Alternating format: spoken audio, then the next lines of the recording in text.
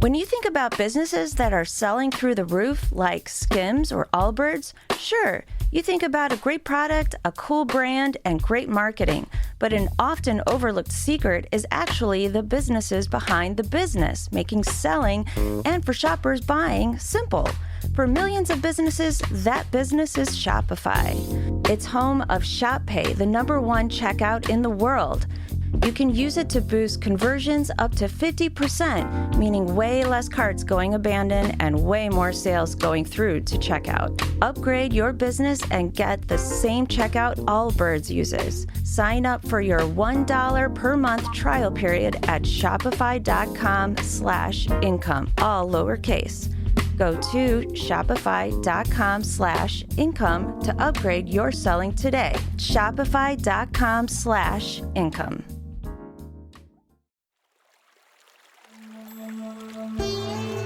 Hi everyone, I'm Deb Flashenberg. Welcome to Yoga, Birth, Babies, a podcast produced by Prenatal Yoga Center. We will be diving into everything prenatal yoga, birth, and baby related, hoping to inspire, educate, and empower you through your journey into motherhood. Thank you for listening. Hi, I'm Deb Flashenberg, and I'm your host of Yoga Birth Babies. And today we're going to talk about helicopter parenting. Are you a helicopter parent? So to have this conversation, I have Dr. Susan Landers. She's a neonatologist working in a NICU for over 30 years and recognized as a breastfeeding expert. She wrote policy for the American Academy of Pediatrics. She's the author of So Many Babies and Moms Matter on Substack. So Susan and I dive into helicopter parenting. We talk a little bit about, first of all, what is it? So we define it, some of the telltale signs of being a helicopter parent, and then we dive into some of the underlying reasons why someone may be a helicopter parent.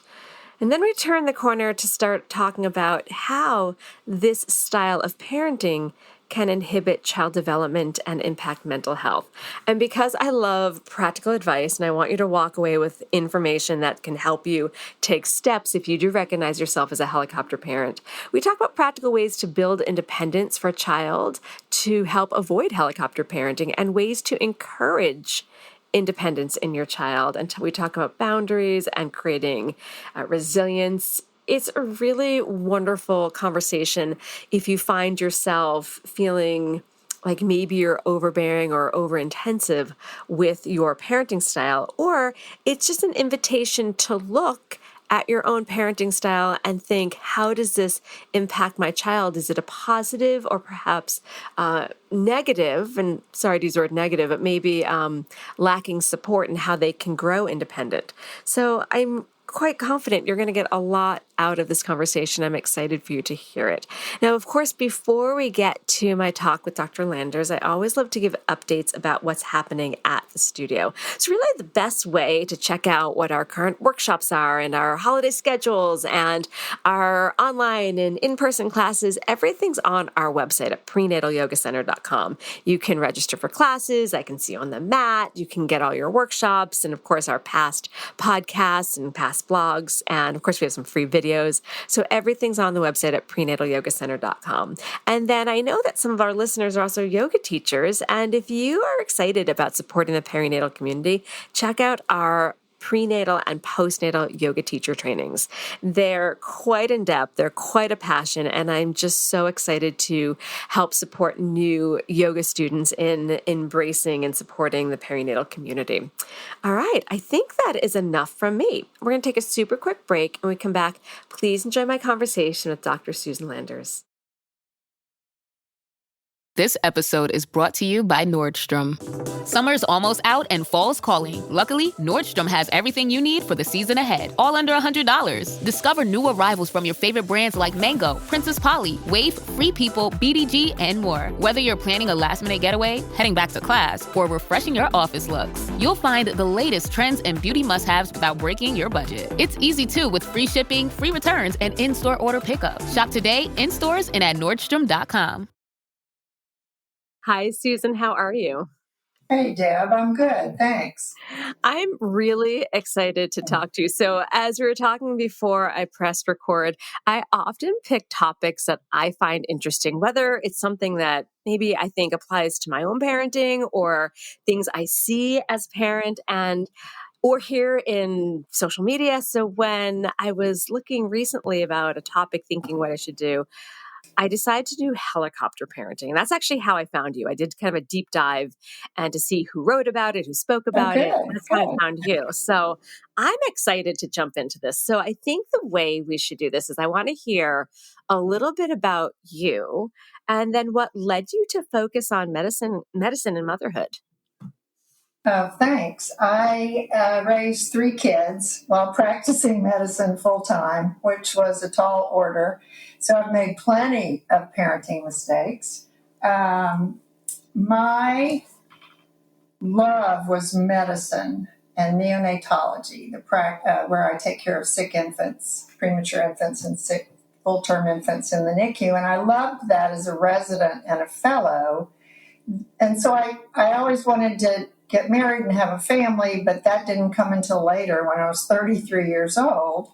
So I had 3 kids at ages 34, 37, and 40. It's not easy to have a baby when you're 40. Mm-hmm. I did.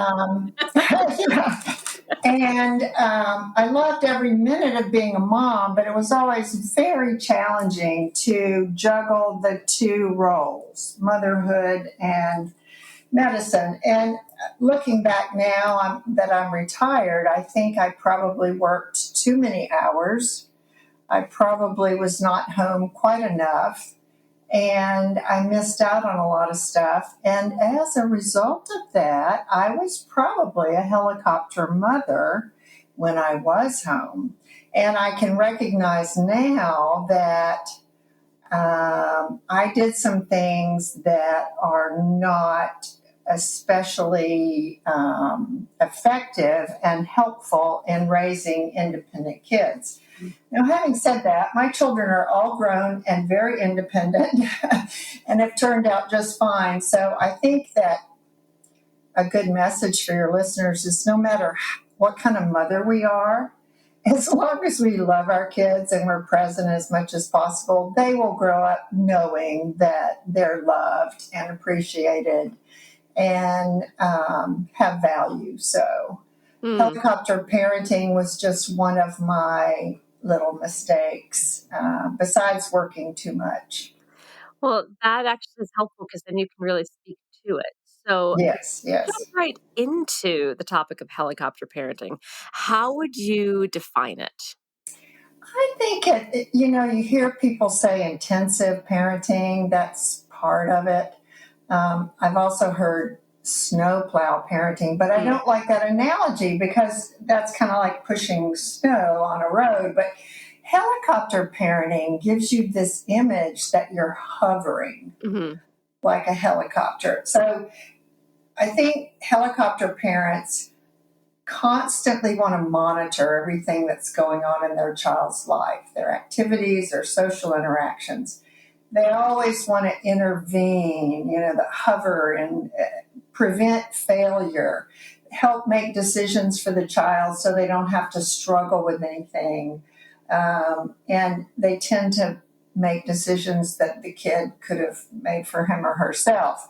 Overscheduling is a big, big feature of helicopter parenting. Our kids today are just spread so thin with so many activities.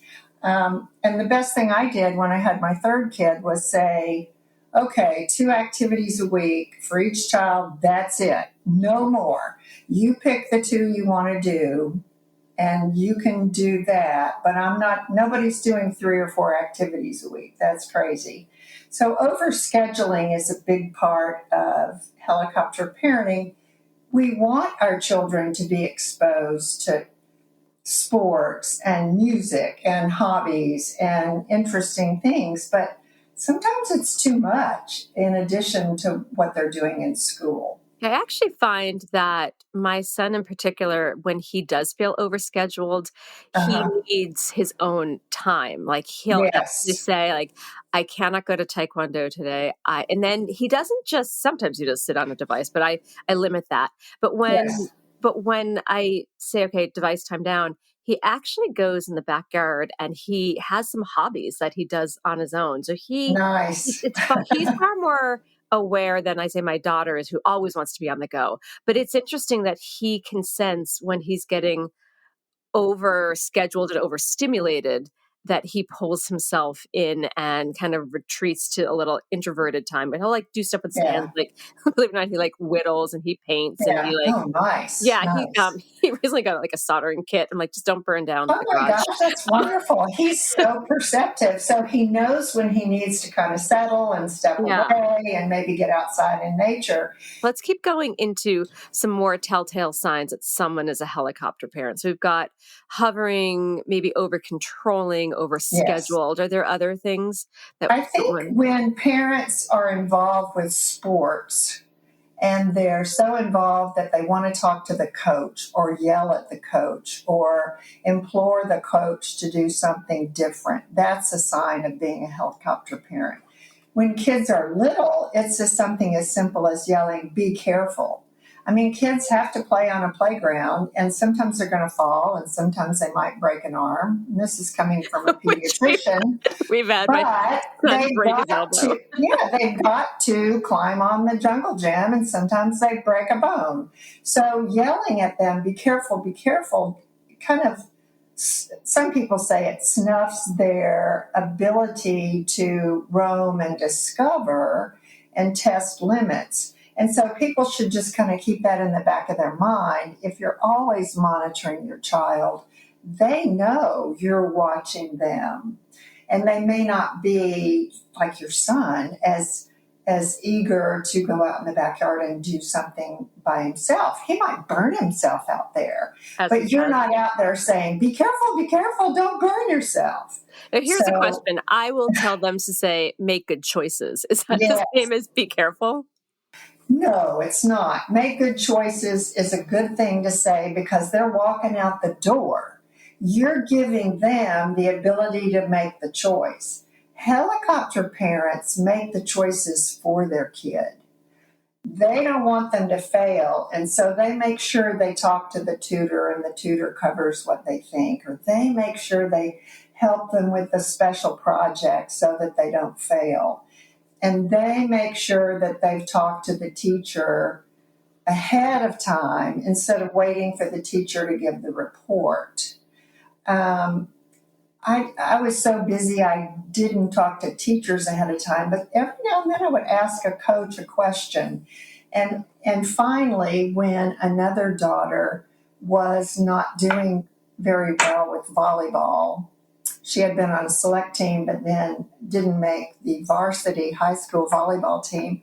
I did ask the coach, I said, can you just tell me what happened so I can try to console her? And he said, she's not as good as she thinks she is. And I went, okay, I can handle that. And so I was able to console my daughter and help validate her feelings. She was crushed as a sophomore in high school. And so I didn't want her to fail and not make the team, but it was her failure, not mine. And she needed to feel that, and she got through it, and she moved on to track, and she was a star on the track team. So our being afraid of our children's failure in sports, in school, with their peer groups is not good for them. Okay, I do have a question. Okay, I'm going to jump in with a question because this kind of popped into my head. So we don't want, as parents, obviously our kids need to have their own failures and need to feel their own feelings, but where is that line between advocating? I'm kind of going rogue here. So like my daughter is dyslexic. So, and I knew that very early. So I was advocating for her to get extra support in school. And she still does. She has an IEP. She has extra time. She's in inclusion classes. So there's a difference between solving problems, speaking to the teachers, but then there's the like, I knew something was up, so I was advocating for her. So how do we differentiate hovering and helicoptering and then advocating. And I don't know if I'm throwing too much. No, you're not. You're okay. not. And I have my youngest had dyslexia, and an advocate is somebody who speaks for someone who can't speak for themselves. Like I advocate for working mothers, and I advocate for healthy babies, and I advocate for kids with dyslexia, just like you do, based on my personal experience with my daughter. And advocating is you're the adult, and you're making sure she gets the right IEP, the right pull-out classrooms, the right tutors, the right teachers, whether you use Slingerland or some other curriculum, the right approach to her education. And that's different from controlling everything she does with the tutor, from controlling everything she does in the reading buddies class. You're not there doing it with her. You're making sure she has the opportunity to do it. And so an advocate is a legitimate way to parent a child that has any kind of special needs, or a child who's gifted. I mean, it works on the other end of the spectrum too. My son skipped a grade, bad decision, and he was bullied in the 6th grade because he was younger than the other boys. I went to the principal and said, I really want to talk to that kid's parents, the bully's parents. And she said, don't do that. Let me handle it. I'll talk to the teacher. I'll talk to the parents.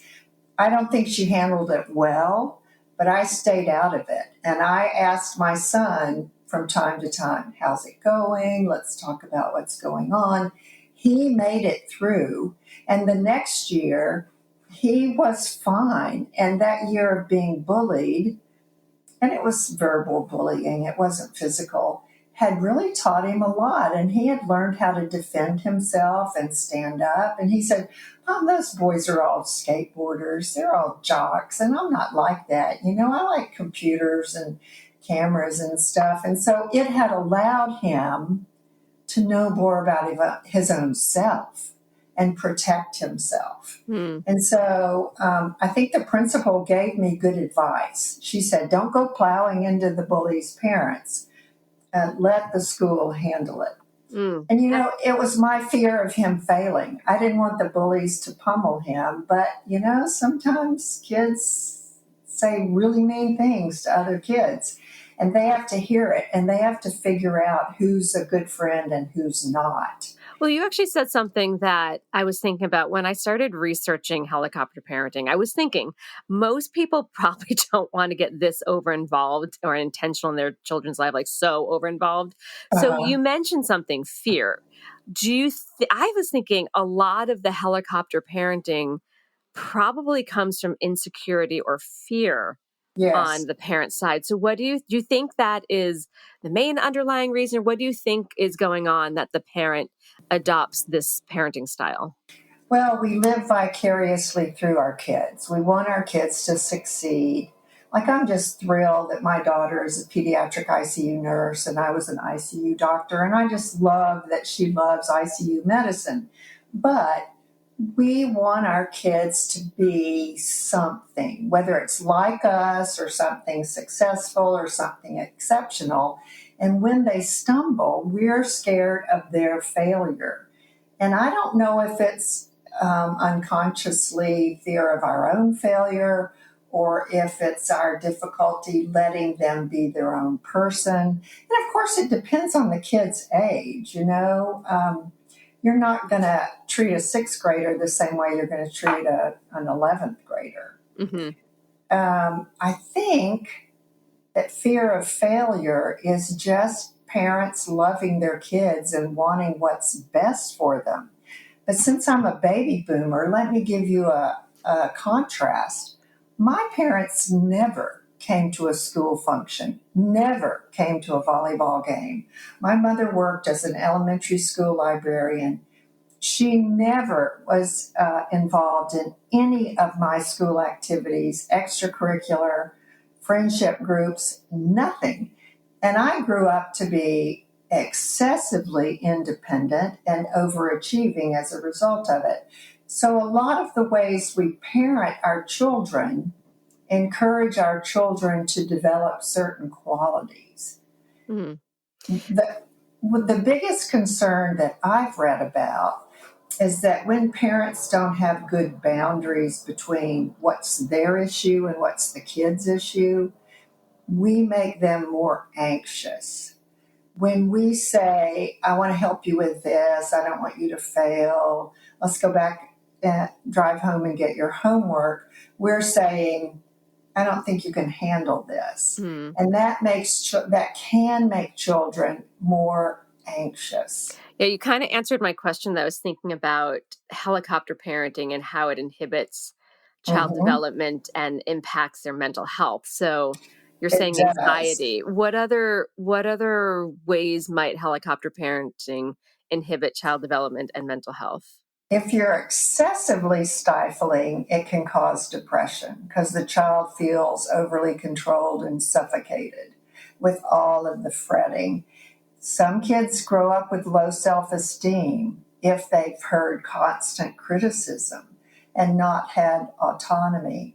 Some kids are so stressed, like my daughter developing an eating disorder. I am sure that's because she got pressure from me to be the A student and do the best you can do. Some children become risk averse. They're scared to take risks. They're scared of failing because what they've seen their parents do is, well, let's make sure everything is perfect. Let's get all of this squared away. So kids have to learn how to be independent and how to fail at their own things, at their own initiatives to grow into an adult. Think about the times in your life as a preteen and a teen where you had a big disappointment or a big failure. It taught you a lesson about yourself. And your parents weren't there to pick you up and dust you off. You figured it out by yourself. And so what we're doing as helicopter parents is not allowing our children to become independent and resilient and figure it out for themselves. That makes a lot of sense. All right. Yeah. We're going to take a quick break, but when we come back, let's actually start to rebuild. We'll look at practical ways to build independence. So let's take a break. We'll be right back. This episode is brought to you by Amazon Prime. From streaming to shopping, Prime helps you get more out of your passions. So whether you're a fan of true crime or prefer a nail-biting novel from time to time, with services like Prime Video, Amazon Music, and fast free delivery, Prime makes it easy to get more out of whatever you're into or getting into. Visit Amazon.com/Prime to learn more. This episode is brought to you by Wayfair. Podcasts follow us everywhere. Whether you're cooking in the kitchen, chilling in the living room, or pretending to fold laundry in the bedroom. And with Wayfair, every one of those rooms can tell a story of its own. Their curated collections of furniture styles and prices make Wayfair the trusted destination to turn your home into your happy place. Shop everything home at wayfair.com with free and easy delivery straight to your door. Wayfair, every style, every home. Okay, so we're back. All right, so we just left with the idea that kids need to build independence. So let's look at what are some practical ways to build independence for a child to help them avoid helicopter parenting, because we don't want our kids to be completely reliant on us. We want them to, like you said, pick themselves up, dust themselves off. And what are some ways to encourage independence in our children? We can try to empower them to make some of their own decisions. And again, it has to be age appropriate. Like, what activities do you want to do? We can't do 4. We can only do 2. Which 2 do you choose? And if they make mistakes, we can help them understand that it's just part of growing up. Now, of course, modern parents are really into open communication with kids, being empathetic with their children's feelings. And if we are like that, if we create a safe, nurturing environment and allow our children to express their feelings, they will share with us. My son came home and said, I really hate it when they pick on me. It makes me feel horrible. I said, well, what do you do about it? He said, well, I go down the hall and talk to Mr. Bobo in the computer room, and then I feel better. So he figured out his own solution to the problem. we can lead by example. We can show healthy behaviors as parents. We can show how we cope when we're stressed, when we have a failure, how we deal with adversity. We can set realistic expectations for them. If your child is not a good student and they're not interested in a course, we don't expect them to make straight A's. We expect them to go to school every day and go in that class every day, but they might make a C because they're just getting by. And that's okay. That C means they didn't put in any effort, any extra effort. And that's setting boundaries. I mean, you're not necessarily going to check your kids' homework if it's a class they don't like.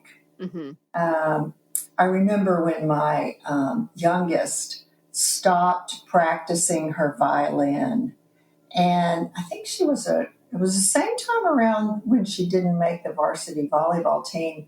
And I called the orchestra conductor and I said, "What's going on with Laura?" He said, "She's just not interested anymore." And I said, "Really? That's so sad. She's really good at it." And he said, "Yeah, she's good at it, but I can't force her to practice.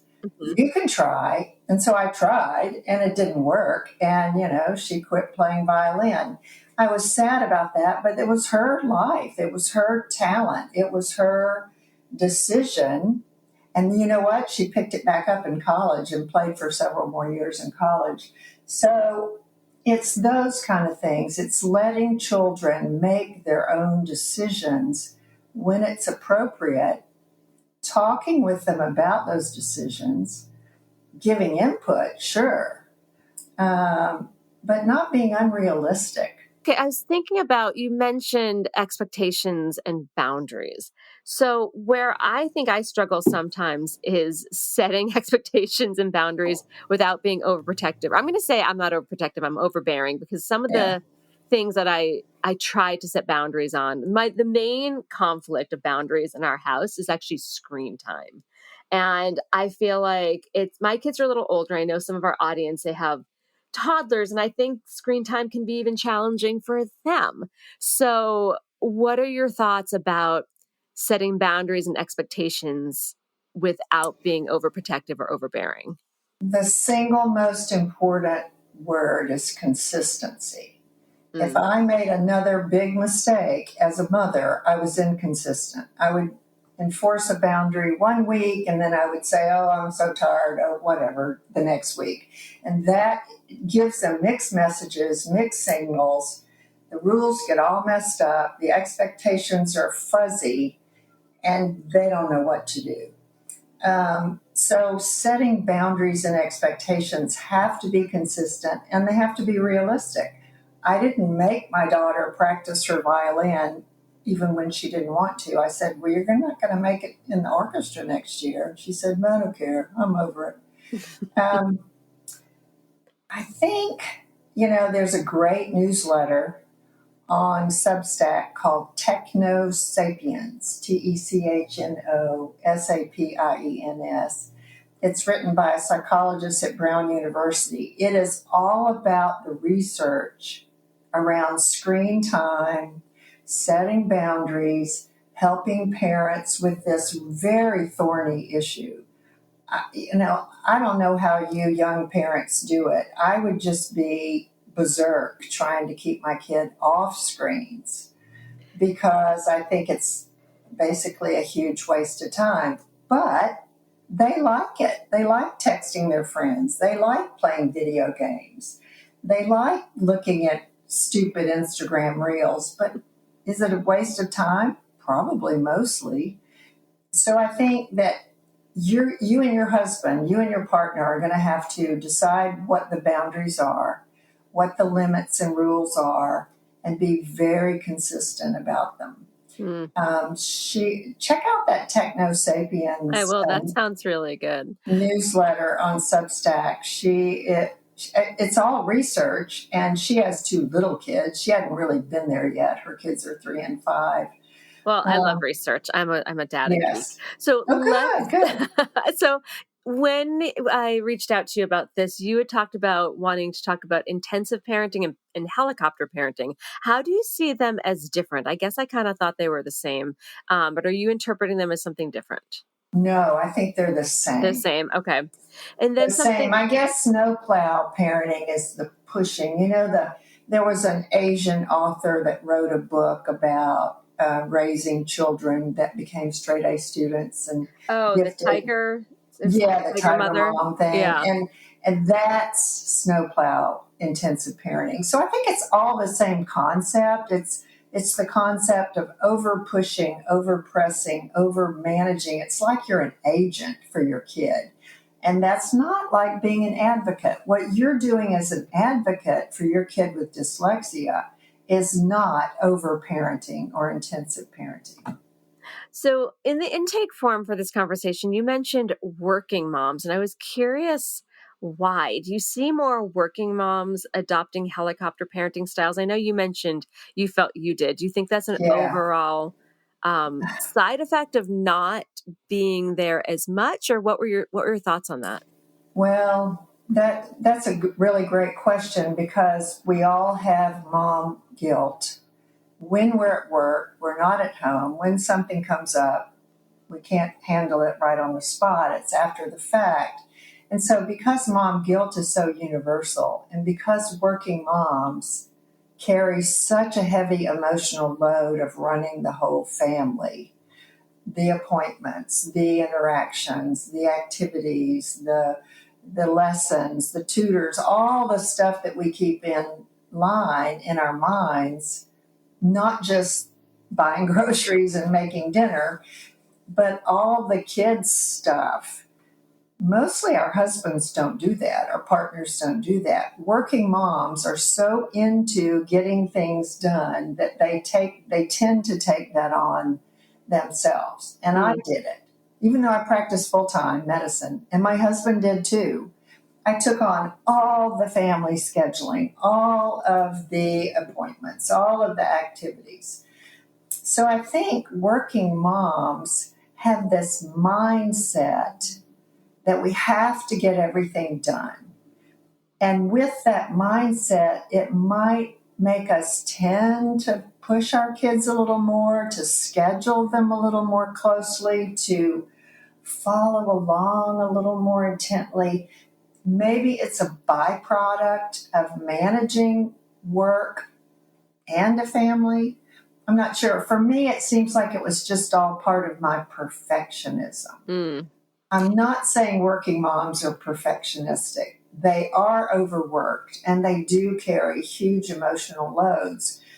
But I think that mentality of mom has to do everything makes us go too far too easily. Does that make sense? It does, and it kind of brings me back to that original question of what do we think underlies the helicopter parenting. And I remember doing an interview with, it was a parent psychologist. I don't remember her name, but she did kind of refer back to a lot of our parenting style and issues come from our own issues. So like Oh, we're yeah. saying the perfectionism or the fear of our child not succeeding or insecurities and living vicariously through our children. So Yes. it sounds like, and I say this because my husband is a therapist, so we have conversations a lot, Good. but it's really about us as parents kind of checking ourselves to see It how our is. issues seep into our parenting, which impact our kids.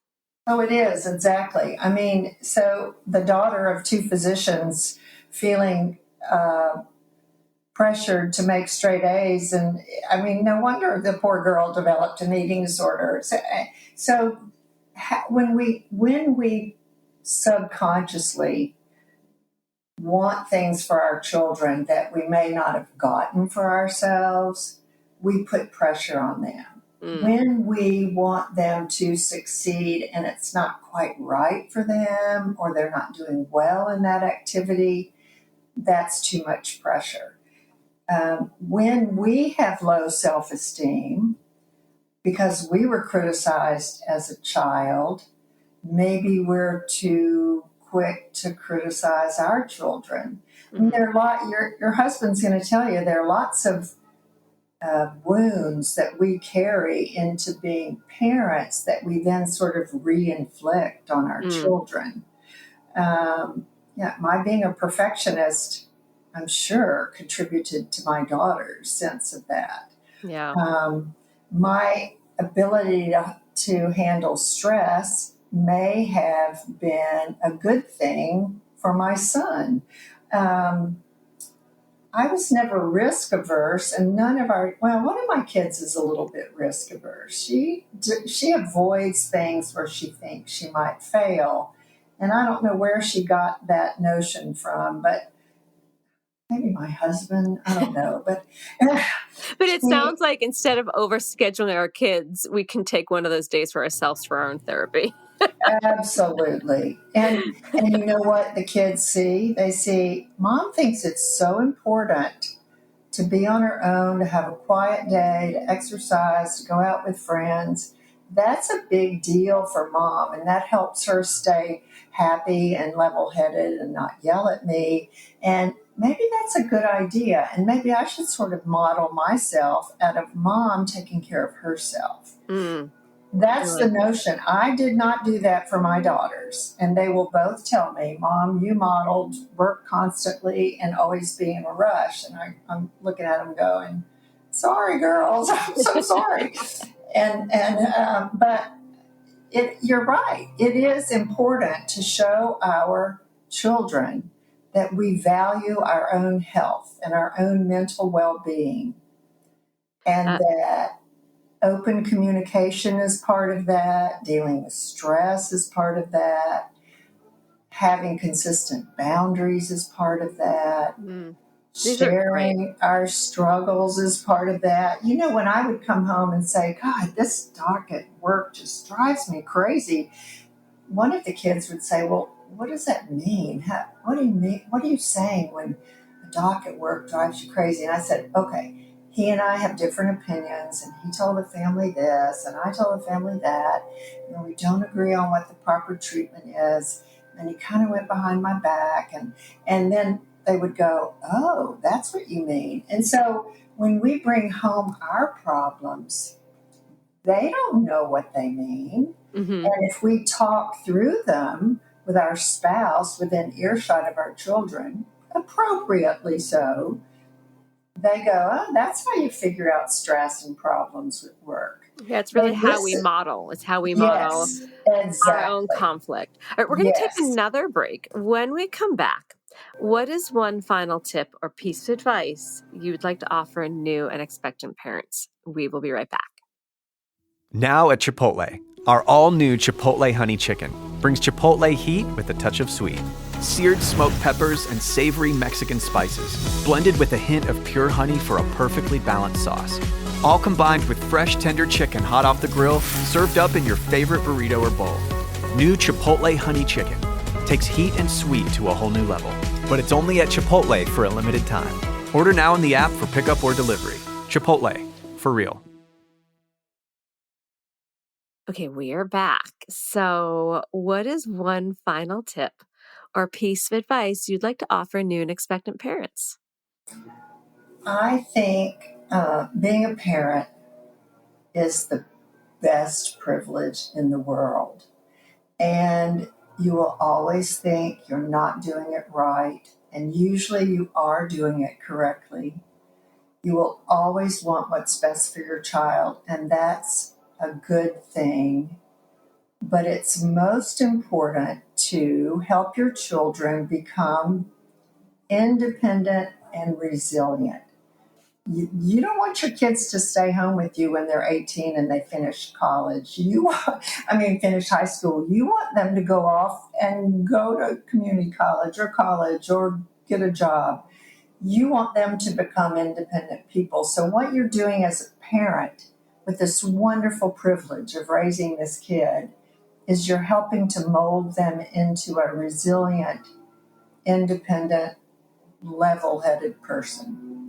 Does that make sense? That is perfect. I think I agree. So where can people find your work? The best place is my website, SusanLandersMD.com. I have lots of free resources there for parents. I have a blog for parents. I have some ebooks for sale there. You can subscribe to my Substack newsletter there. I write Moms Matter on Substack, another great newsletter for your listeners to subscribe to, because I feel like I've made enough mistakes in my life, and I'm old enough now to be able to share some experience and wisdom with others, and that's what I'm up to these days. And of course, you wrote a book, So Many Babies. Oh, I did. I wrote a memoir. If you're interested in inspiring NICU stories, and boy, do those mothers provide courage, inspiration, bravery. Oh my God, that book is for you. So Many Babies tells stories of families that dealt with the greatest trauma there is, having a sick child in the NICU. And yeah, it's available everywhere, Amazon, bookstores. Well, perfect. I will make sure all this in the show notes. Thank you, Susan, for spending some time with me and talking about helicopter parenting. I think a lot of people are going to hear this, take a lot of the messages, and then hoping to choose their kids with independence, choose to raise their kids that way. So thank you for your words and your time and your expertise. Oh, Deb, you're welcome. Thanks for inviting me. It was fun. This has been an episode of Yoga Birth Babies, produced by Prenatal Yoga Center. You can catch us on Facebook, Twitter, Instagram, and Periscope. I'm Deb Flaschenberg. Thanks for listening.